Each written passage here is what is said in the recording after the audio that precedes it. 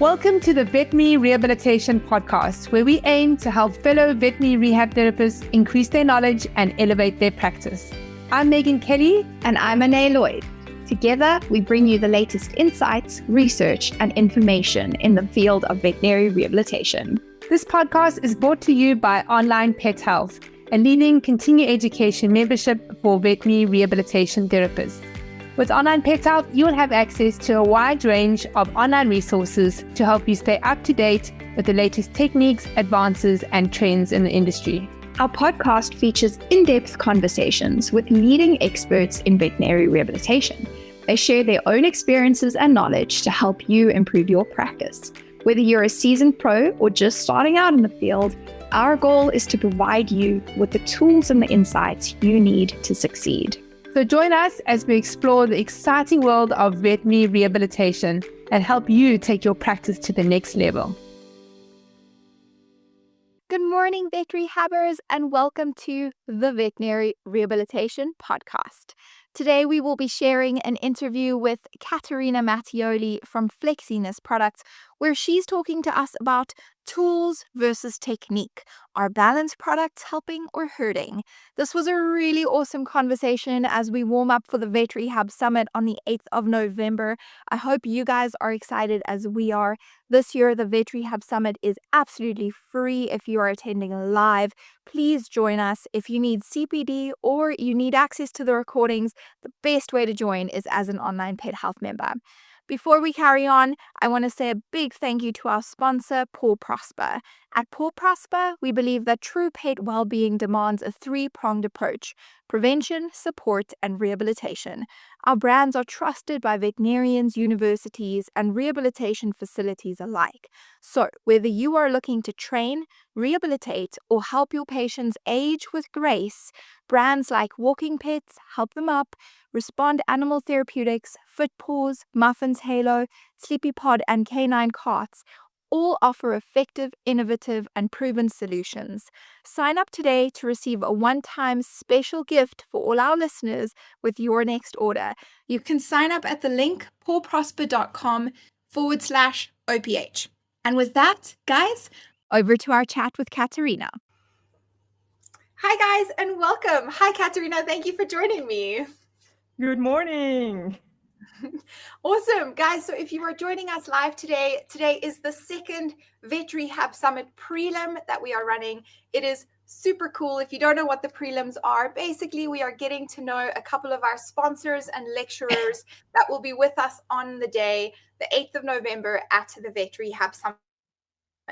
And it's our way to get excited. It's our way to connect with these sponsors and lecturers, to dive a little deeper into the topic of dynamic by design, and really to just get us all thinking about what we're going to be learning at the Vet Rehab Summit and what is going to be happening. It's to get us excited. Okay, so we are doing things a little bit differently. And Katharina, I am going to ask you not to introduce yourself. Instead, I'm going to ask you a couple of fun questions. You're going to give me those answers. And in that way, we're going to get to know you and Flexiness a little bit better. So are you ready? Okay.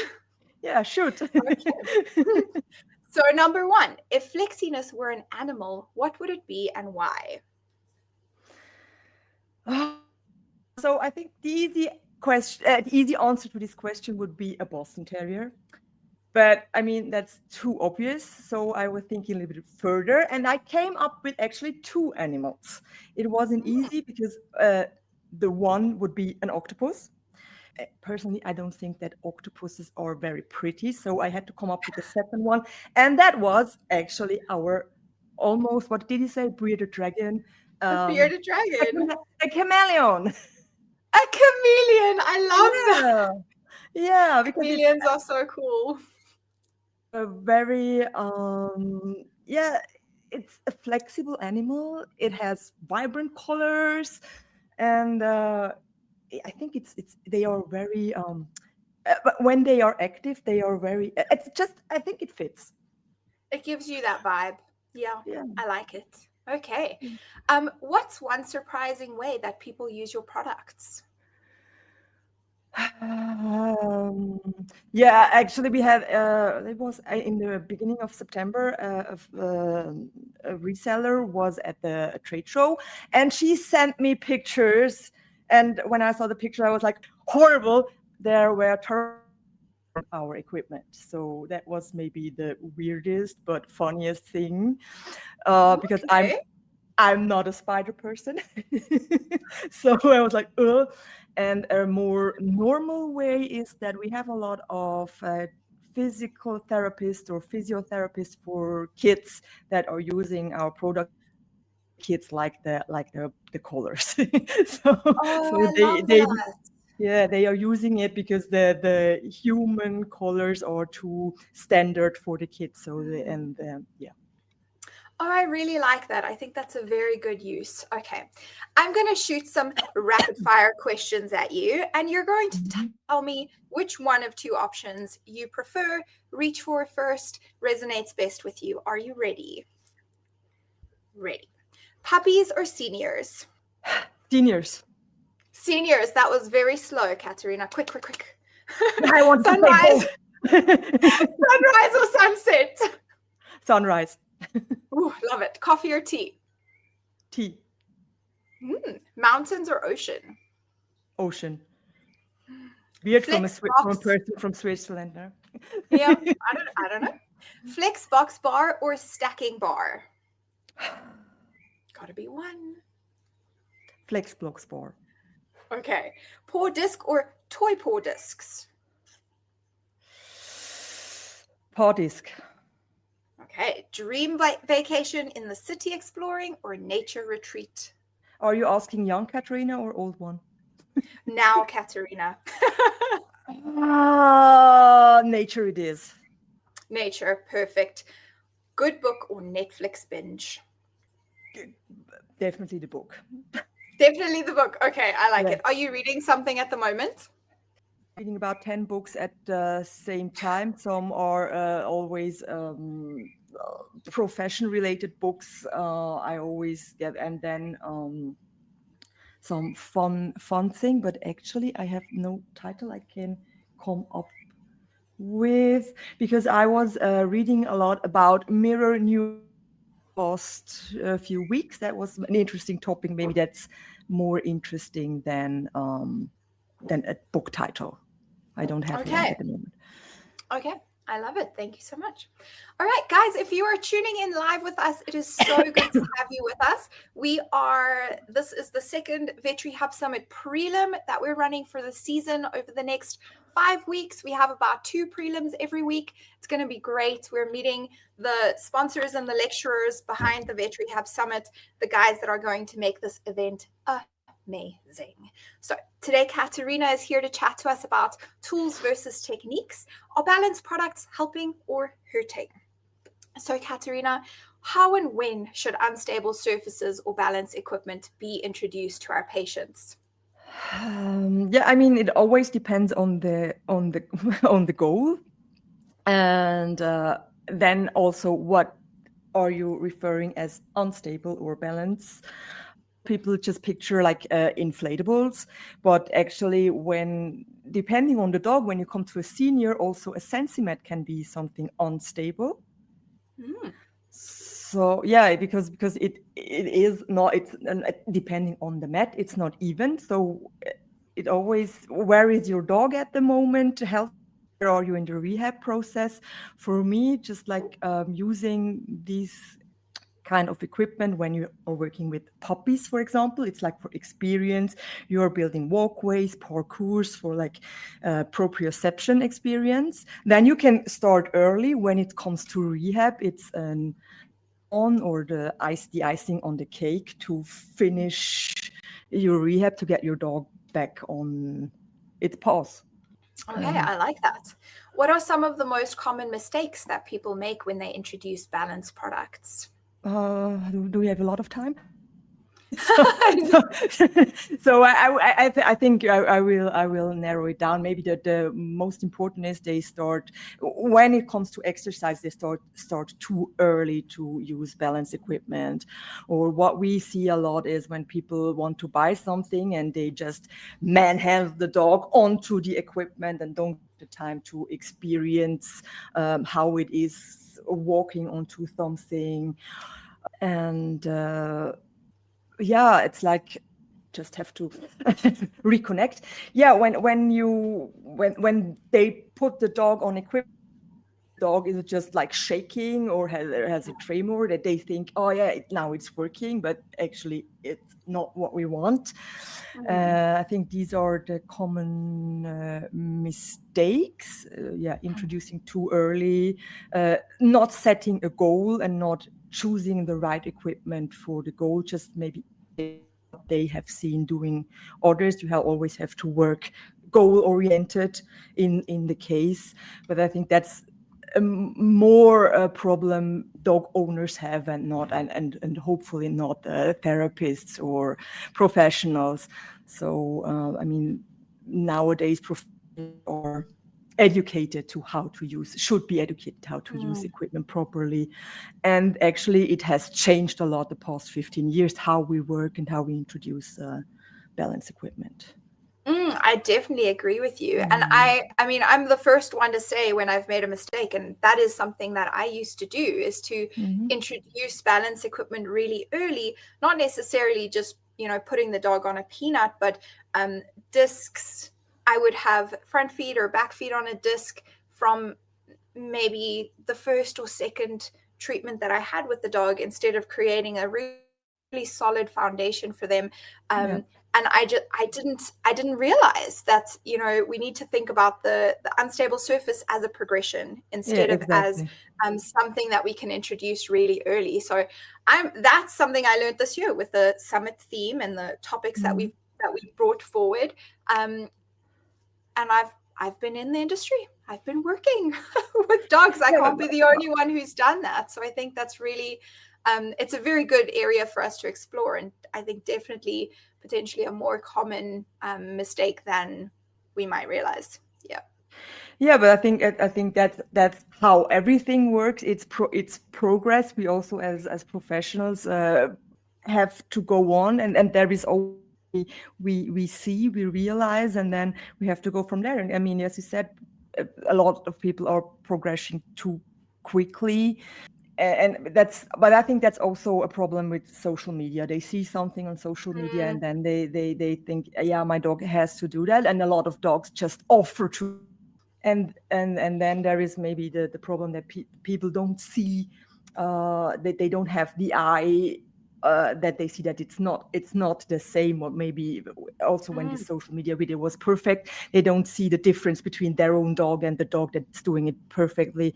But yeah, we just can try and help people and educate them and show them what they have to look for. Yeah, I love that.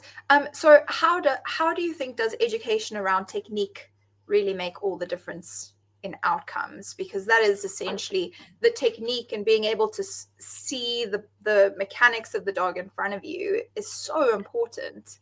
When we want to start with anatomical knowledge, when we have a dog owner, we also have to tell them what they have to look for, and then it is handling, because that's the topic I'm working for 20 years on, the handling with dogs, how it's done, how you bring the dog to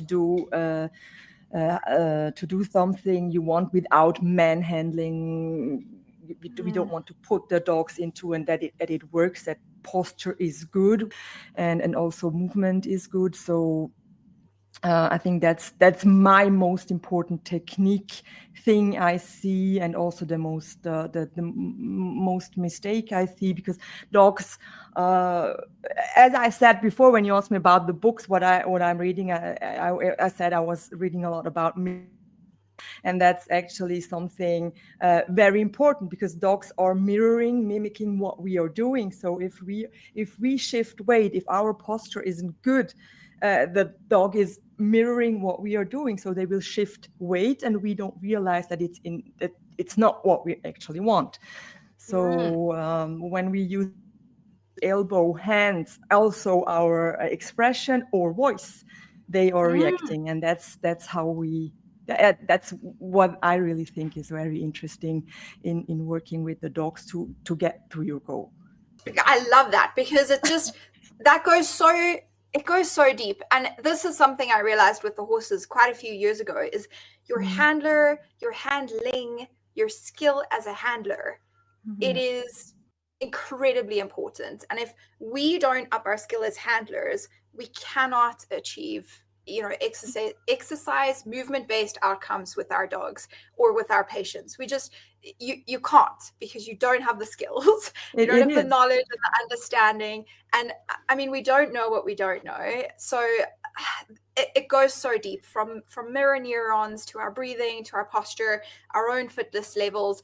And that's just the foundation. Then we haven't even looked at hand positioning and body positioning and foot positioning and how we're moving and all those things, and then how we need to respond to the patient in front of us, and not just be proactive, but also responsive to get the correct posture and movement from them. And there's so much there to unpack.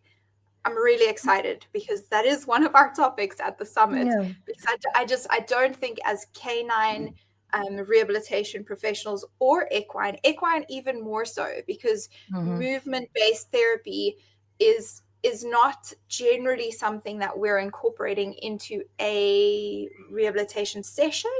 As equine practitioners, we're spending that whole hour with our hands on the patient, and not all of us are incorporating movement. And there are some good reasons for that, and it makes sense. But I also want to challenge that a little bit, because movement is very incredibly important. So now I've gone off on a whole tangent.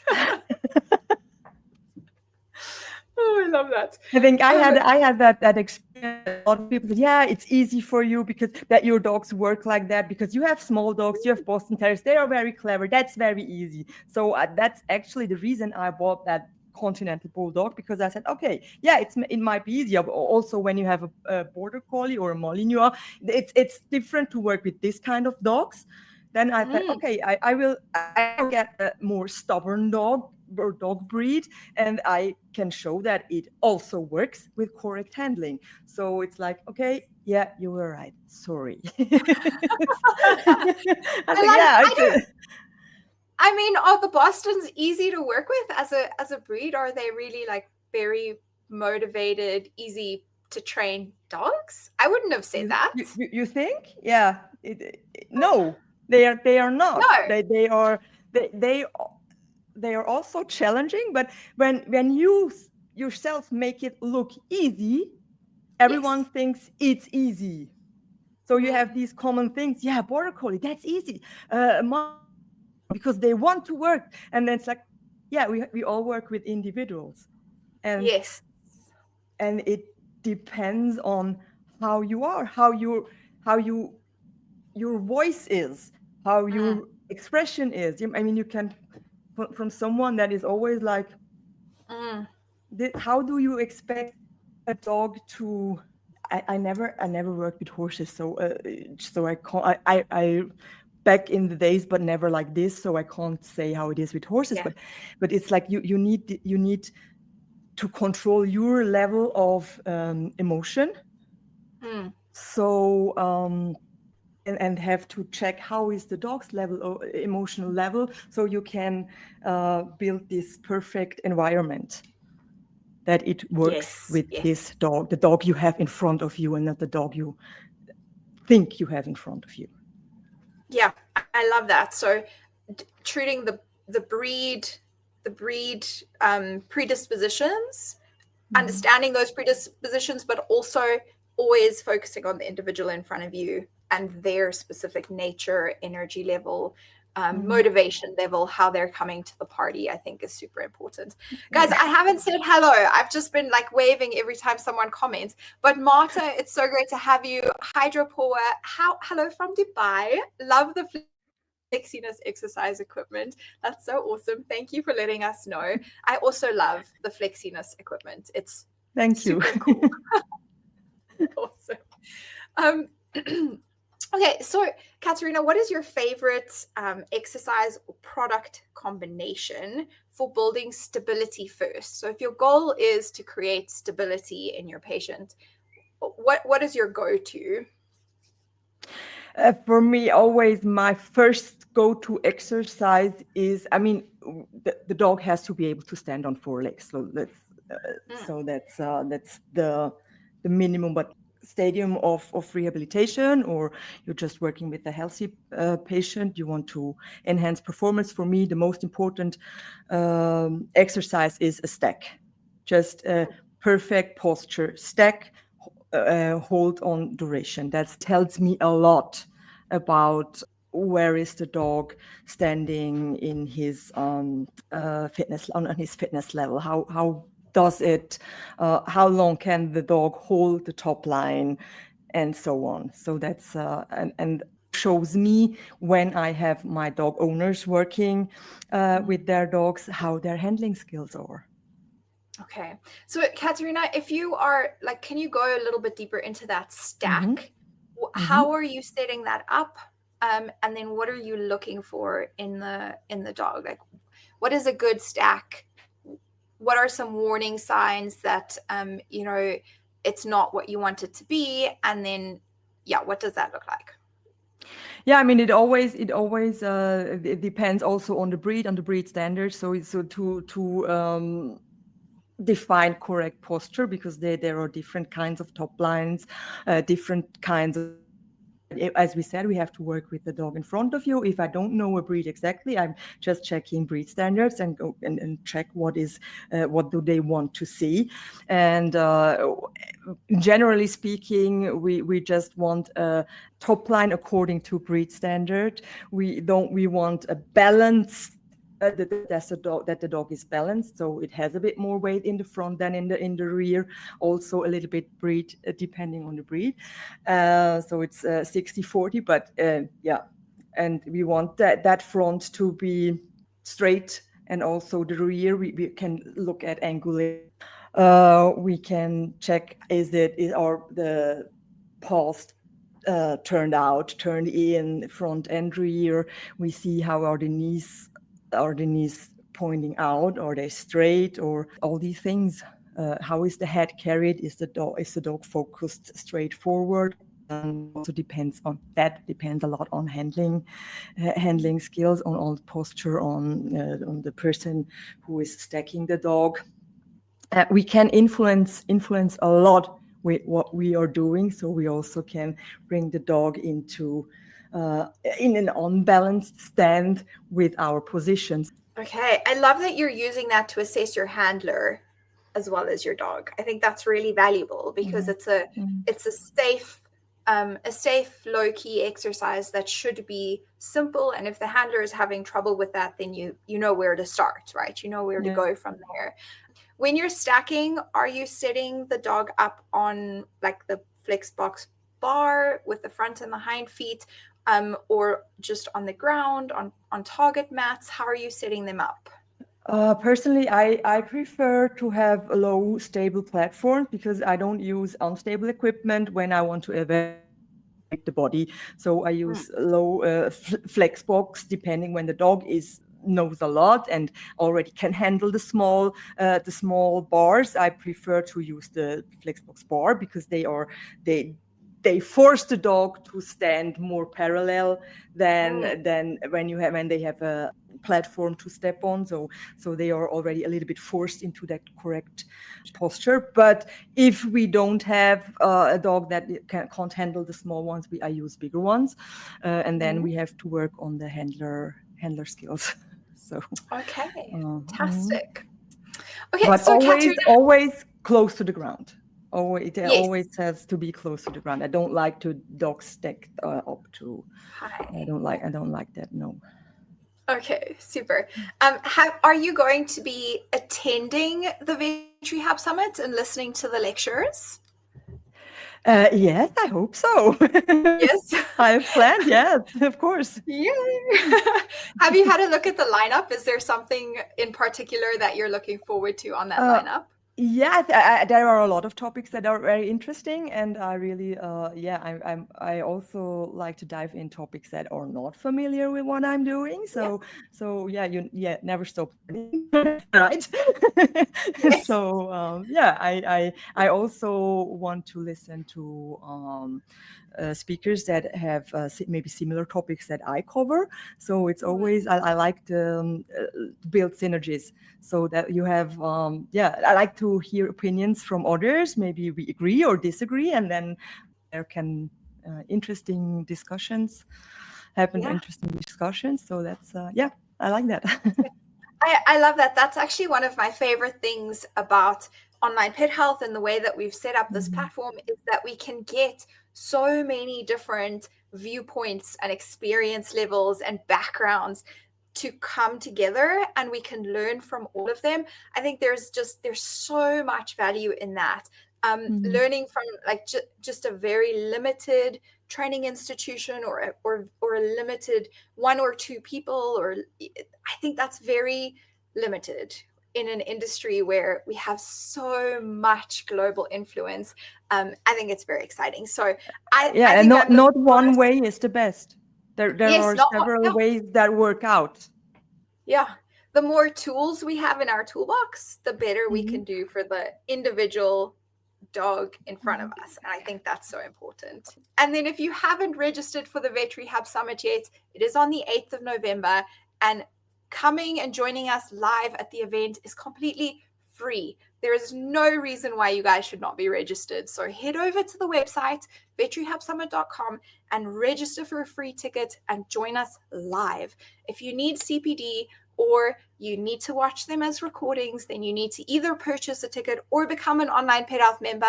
If you're looking for the cheapest way to join us, it is to become an Online Pet Health member. Putting that out there so you guys all know, but the event is free for our members. You pay for your membership and then you come to the summit for free. It is a fantastic way to join us. Our members also have maximum benefits. Katharina, are you going to be offering something special to attendees at the event? Yes, I will. I will introduce some new kind of program I developed, and then they will, of course, get benefits from special deals for equipment. But I also exercise-wise, I have something new that is coming up, and I want to introduce that. It's something more. I actually have started working with more with a little bit of different approach of fitness exercises. So that's what I will presenting there. Okay, I'm very excited. I don't know what it is yet, so it's going to be a surprise to me as well, guys. Come and join us live, see what Katharina has planned. I'm very excited to see you all there. Thank you so much for your time today. Thank you. It was great talking to you. If you enjoyed this podcast, please hit the subscribe button so you get notified every time I load a new podcast. I'm here every week talking to vet rehab therapists from all over the world about all things vet rehab. A big thanks to our sponsor, Paw Prosper. Their sponsorship allows us to be able to give this podcast to you for free, so please go and check them out at pawprosper.com. Don't forget to bookmark the next Vet Rehab Summit on Saturday, the 8th of November, 2025. Come and be a part of the world's largest online veterinary rehabilitation conference created specifically for you, the vet rehabber community. Online Pet Health members get VIP complimentary access to the Vet Rehab Summit. For more information about continuing education for vet rehabbers, you can go to onlinepethealth.com.